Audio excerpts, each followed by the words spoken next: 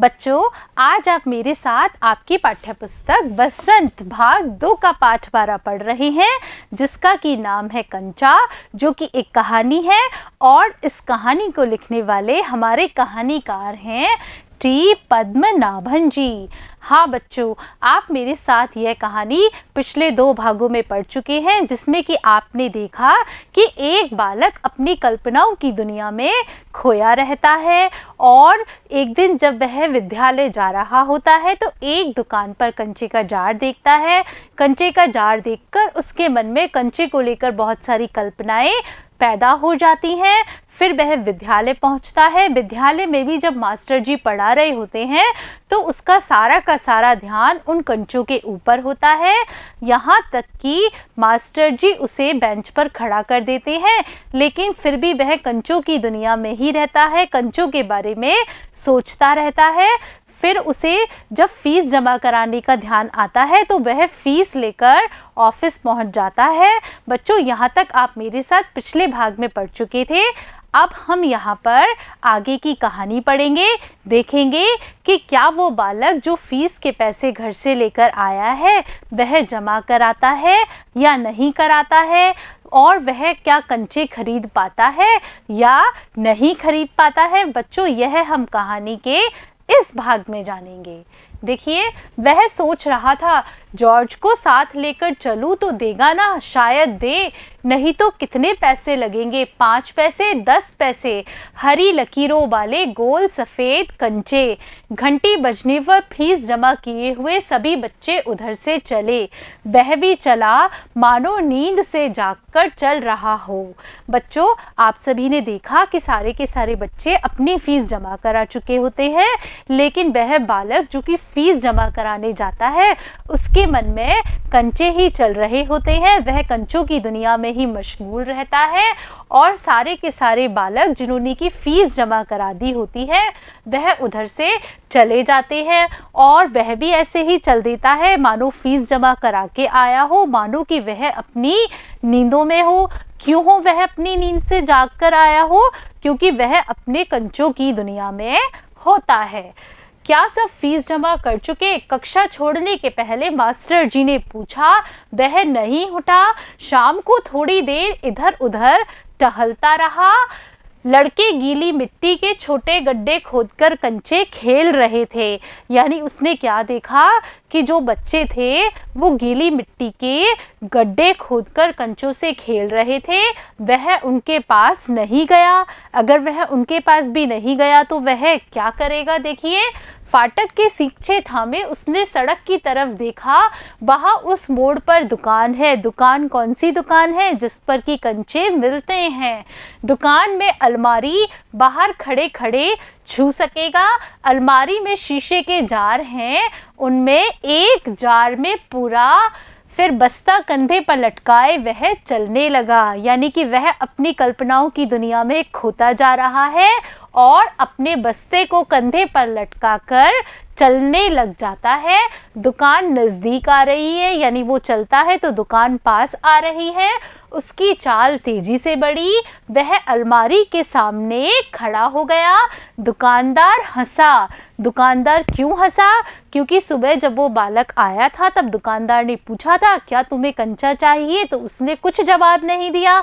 तो दुकानदार उसको देखकर इसलिए हंसा कि अब वह बालक कंचा लेने ही आया होगा। उसे मालूम हुआ कि दुकानदार उसके इंतजार में है, यानी दुकानदार उसकी राह देख रहा है। दुकानदार को पता है कि वह कंचा अवश्य खरीदेगा। वह भी हंसा। कंचा चाहिए है ना? उसने सिर हिलाया। दुकानदार जार का ढक्कन जब खोलने लगा तब अप्पू ने पूछा, अच्छे कंचे हैं ना? बच्चों, आप लोग भी ऐसे ही करते होंगे। जब आपको कोई आपकी पसंद का सामान खरीदना होता होगा तब आप दुकानदार से पूछते होंगे क्या यह सामान अच्छा है, यह अच्छा तो है ना? ऐसे ही अप्पू अपनी संतुष्टि के लिए पूछ रहा है, अच्छे कंचे हैं ना? बढ़िया फर्स्ट क्लास कंचे। तुम्हें कितने कंचे चाहिए? कितने कंचे चाहिए? कितने कंचे चाहिए? कितने? उसने जेब में हाथ डाला। 1 रुपया और 50 पैसे है। बच्चों, उसकी जेब में कितने रुपए निकलते हैं? 1 रुपया और 50 पैसा। तो बच्चों, ये 1 रुपया और 50 पैसा कहाँ से आता है?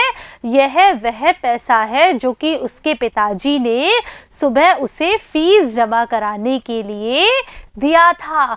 तो बच्चों, क्या हमारे अप्पू ने फीस जमा कराई? नहीं कराई। उसने वह निकाल कर दिखाया। दुकानदार चौंका, इतने सारे पैसों के सबके? पहले कभी किसी लड़के ने इतनी बड़ी रकम से कंचे नहीं खरीदे थे।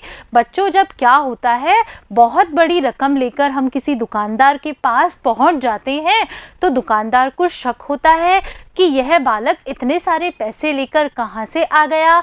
और उस जमाने में 1.5 रुपया बड़ी रकम होती थी। बच्चे 5 पैसे की चीज़ खरीदते हैं, 10 पैसे की चीज़ खरीदते हैं, लेकिन यहाँ तो पूरा 1.5 रुपया था जिसके कि उसको कंचे खरीदने थे। इसलिए दुकानदार को शक हुआ, क्या यह बालक घर से ही पैसे लाया है या यह चोरी करके लाया है। इसलिए दुकानदार अपनी संतुष्टि के लिए उससे प्रश्न पर प्रश्न पूछता रहा।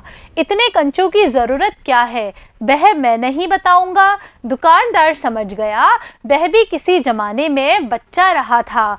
यानी कि दुकानदार को अपना बचपन याद आ गया कि वह भी जब बच्चा था तब उसको जब पैसे मिलते थे तो वह इकट्ठा कर कर कोई सामान लेकर आता था। उसके साथी मिलकर खरीद रहे होंगे, यही उनके लिए खरीदने आया होगा। यानी दुकानदार ने अनुमान लगाया कि जब मैं छोटा बच्चा था तो अपने बचपन में हम सारे के सारे साथी मिलकर पैसे इकट्ठे किया करते थे और उन पैसों को इकट्ठा कर कर सामान खरीदते थे और उन साथी के रुपयों को लेकर यह भी सामान खरीदने आया होगा। वह कंचे खरीदने की बात जॉर्ज के सिवा और किसी को बताना नहीं चाहता था। क्यों नहीं चाहता था? क्योंकि जब कक्षा में उसको मास्टर जी ने बेंच पर खड़ा कर दिया था तो सारे के सारे बच्चे मिलकर उसकी हंसी उड़ा रहे थे। इसलिए वह किसी को भी नहीं बताना चाहता था, जॉर्ज को ही बताना चाहता था। दुकानदार ने पूछा, क्या तुम्हें कंचा खेलना आता है? वह नहीं जानता था। तो फिर कैसे कैसे सवाल पूछ रहा है, उसका धीरज जवाब दे रहा था। यानी उसके मन में जो धैर्य था वह समाप्त होता जा रहा था। उसने हाथ फैलाया, दे दो। दुकानदार हंस पड़ा, वह भी हंस पड़ा। कागज की पोटली छाती से चिपटाए वह नीम के पेड़ों की छांव में चलने लगा। यानी जब दुकानदार ने उसको कंचे दिए तो कागज की पुड़िया में कागज की पोटली बनाकर उसको कंचे दिए और वह कंचे उसको इतने अजीज थे कि वह अपनी छाती से चिपकाए हुए नीम के जो पेड़ लगे हुए थे उनकी छांव के नीचे से जा रहा था। कंचे अब उसकी हथेली में है, जब चाहे बाहर निकाल ले। उसने पोटली हिलाकर देखा, पोटली ऐसे हिलाकर देखा, वह हंस रहा था। उसका जी चाहता था काश पूरा जार उसे मिल जाता। जार मिलता तो उसके छूने से ही कंचे को छूने का एहसास होता। यानी कि वो जो बालक था वह कंचे खरीदकर बहुत अधिक खुश था। एकाएक उसे शक हुआ, अचानक उसे शक हुआ। क्या शक हुआ? क्या सब कंचों में लकीर होगी? उसको लगा कि भाई मैंने इतने सारे कंचे लिए हैं, एक एक कंचे तो मैंने देखा ही नहीं है। क्या सारे के सारे कंचों में वह प्यारी सी लकीर है? उसने पोटली खोलकर देखने का निश्चय किया। बस्ता नीचे रखकर वह धीरे से पोटली खोलने लगा। पोटली खुली और सारे कंचे बिखर गए। वे सड़क के बीचों बीच पहुंच रहे हैं और कंचे जब गिरते हैं तो बहुत तेजी से बिखरते हैं। चूंकि कंचों की पोटली कागज की पोटली थी इसलिए कागज की पोटली से निकले और पूरी सड़क के बीचों बीच वे फैल गए। क्षण भर सकपकाने के बाद वह उन्हें चुनने लगा। यानी कुछ देर उसको अजीब सा लगा, उसके बाद वह उन्हें इकट्ठे करने लगा। हथेली भर गई। वह चुने हुए कंचे कहाँ रखे? स्लेट और किताब बस्ते से बाहर रखने के बाद कंचे बस्ते में डालने लगा। यानी कि जो वो कंचे थे वह उसे इतने अजीज थे, इतने प्रिय थे कि उसने अपने बस्ते में जो स्लेट और किताब रखी थी उनको तो बाहर निकाल ली और बैग में कंचे भर लिए। 1 2 3 4 एक कार सड़क पर ब्रेक लगा रही थी। वह उस वक्त भी कंचे चुनने में मग्न था, यानी उनका जो पूरा ध्यान था वह कंचे की तरफ था, कंचों को इकट्ठा करने की तरफ था। ड्राइवर को इतना गुस्सा आया कि उस लड़के को कच्चा खा जाने की इच्छा हुई, यानी कि वो सड़क के बीचों बीच कंचे चुन रहा है और सामने से एक गाड़ी आती है। ड्राइवर को बहुत तेज गुस्सा आता है।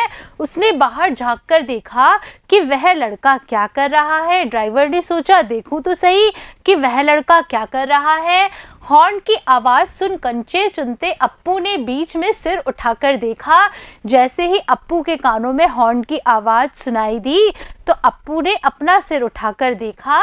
सामने एक मोटर है और उसके भीतर ड्राइवर। उसने सोचा क्या कंचे उसे भी अच्छे लग रहे हैं, शायद वह भी मज़े ले रहा है। यानी अप्पू ने सोचा कि जो वो ड्राइवर बैठा है क्या उसको भी कंचे अच्छे लग रहे हैं, शायद वह भी उसका मज़ा ले रहा है। और बच्चों वो जो दृश्य रहा होगा वह कुछ इस तरह का रहा होगा, जिसमें आप देखिए कि सामने से मोटर गाड़ी आ रही है। वह मोटर गाड़ी ठीक अप्पू के पास में आकर रुकी हुई है और उसका ड्राइवर क्या कर रहा है, उसका ड्राइवर खिड़की के बाहर से झांक रहा है और किसको देख रहा है, अप्पू को। और अप्पू क्या कर रहा है, अप्पू ने अपना बैग एक तरफ रख दिया है और सड़क पर बहुत सारे उसके कंचे बिखरे हुए हैं। उन कंचों को वह एकत्रित कर रहा है। एक कंचा उठाकर उसे दिखाया और हंसा, बहुत अच्छा है ना। अप्पू को ऐसा लगा कि ड्राइवर उसके कंचे को देखकर बहुत खुश हो रहा है, तो अप्पू ने क्या किया, एक कंचा उठाया और ड्राइवर को दिखाया और हंसने लगा और पूछने लगा बहुत अच्छा है ना। ड्राइवर का गुस्सा हवा हो गया, यानी ड्राइवर जो कि अब तक गुस्से में था वह शांत हो गया। वह हंस पड़ा, बस्ता कंधे पर लटकाए, स्लेट किताब शीशी पेंसिल सब छाती से चिपकाए वह घर आ गया। उसकी माँ शाम की चाय तैयार कर उसकी राह देख रही थी। बच्चों जब आप भी अपने विद्यालय से घर जाते होंगे तब आप देखते होंगे कि आपकी माँ आपका इंतज़ार कर रही होती है। वैसे ही अप्पू की माँ अप्पू का इंतज़ार कर रही है। बरामदे की बेंच पर स्लेट व किताबें फेंक कर वह दौड़कर माँ के गले लग गया। आप लोग भी ऐसे ही करते होंगे, स्कूल से जाते ही, विद्यालय से जाते ही अपनी माँ को ढूंढते होंगे, माँ कहाँ है, माँ कहाँ है। ऐसे ही वह माँ के गले लग गया। उसके लौटने में देर होते देख माँ घबराई हुई थी। उसने बस्ता जोर से हिलाकर दिखाया। बच्चों अप्पू की माँ को लगता है कि अप्पू आज देरी से घर आया है, तो उसकी माँ बहुत घबराई हुई होती है। आप लोग भी जब विद्यालय से घर आते समय देर हो जाती है तो आपकी माँ भी घबरा जाती होगी। ऐसे ही अप्पू की माँ भी घबरा जाती है। अरे यह क्या है, माँ ने पूछा। मैं नहीं बताऊंगा, वह बोला। मुझसे नहीं कहेगा, कहूँगा माँ, आंखें बंद कर लो। माँ ने आंखें बंद कर ली। उसने गिना, कैसे गिना, 1 2 3। माँ ने आंखें खोलकर देखा, बस्ते में कंचे ही कंचे थे। क्या थे बच्चों बस्ते में, कंचे ही कंचे थे।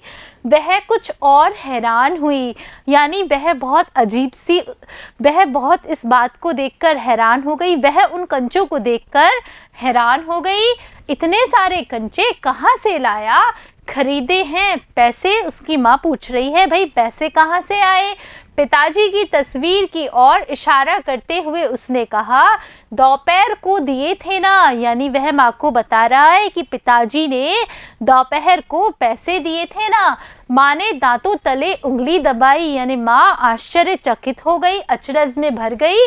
फीस के पैसे, इतने सारे कंचे काहे को लिए, यानी फीस के पैसों का क्या किया और इतने सारे कंचे क्यों ले लिए। आखिर खेलोगे किसके साथ, उसकी माँ पूछ रही है कि इतने सारे कंचे तो ले लिए लेकिन खेलोगे किसके साथ। उस घर में सिर्फ वही है। उसके बाद एक मुन्नी हुई थी, उसकी छोटी बहन मगर, यानी वह इकलौता एकमात्र बच्चा है घर में, क्योंकि उसके बाद उसकी एक छोटी बहन हुई थी जो कि कुछ समय के बाद मृत्यु को प्राप्त हो जाती है। माँ की पलकें भीग गई, यानी उसकी छोटी बहन को याद करके माँ की आंखों में आंसू आ गए। उसकी माँ रो रही है।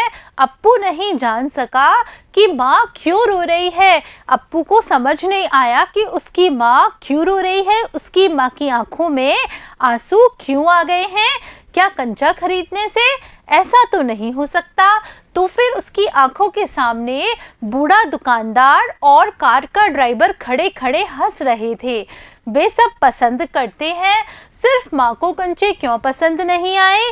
यानी वह बालक इतना छोटा है कि जब वह अपने कंचों वाली बात का माँ को बताता है और माँ उसकी छोटी बहन को याद कर कर रोने लगती है, तो वह बालक समझ ही नहीं पाता कि उसकी माँ क्यों रो रही है। उसको ऐसा लगता है शायद माँ को कंचे अच्छे नहीं लगे इसलिए रो रही है। और फिर वह सोचता है कंचे तो अच्छे हैं, फिर माँ को अच्छे क्यों नहीं लगे।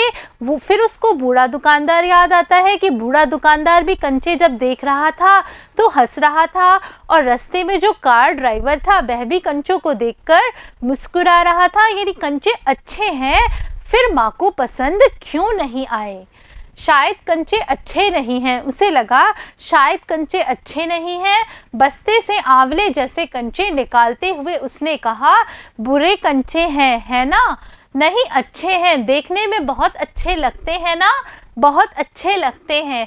वह हंस पड़ा, उसकी माँ भी हंस पड़ी। यानी जब वह हंसने लगा तो उसकी माँ भी हंसने लगी। आंसू से गीले माँ के गाल पर उसने अपना गाल सटा दिया। यानी उसकी जो माँ की आंखों से आंसू निकल रहे थे वो उसके गालों पर फैल रहे थे, उन गालों पर उसने अपना गाल सटा दिया। और अब उसके दिल से खुशी झलक रही थी, यानी कि अब वो बहुत ही खुश था। बच्चों, आज आपने मेरे साथ आपकी पाठ्यपुस्तक बसंत भाग 2 का पाठ कंचा कहानी को पढ़ा, जिसमें आपने देखा कि एक बालक किस तरह से अपनी ही दुनिया में मशगूल रहता है। उसका बालमन कुछ इस तरह का है कि उसे कुछ समझ ही नहीं आता, उसे अपनी ही चीज़ अच्छी लगती है। जैसे कि उसकी माँ जब उसकी छोटी बहन को याद करके रो रही होती है तो उसे लगता है कि माँ को कंचे पसंद नहीं आए इसलिए वह रो रही है। तो बच्चों, आज आपने मेरे साथ आपकी पाठ्यपुस्तक बसंत भाग 2 के पाठ कंचे की कहानी पढ़ी। बच्चों, मुझे पूरा विश्वास है कि आपको यह कहानी बहुत ही अच्छे तरीके से समझ में आ गई होगी।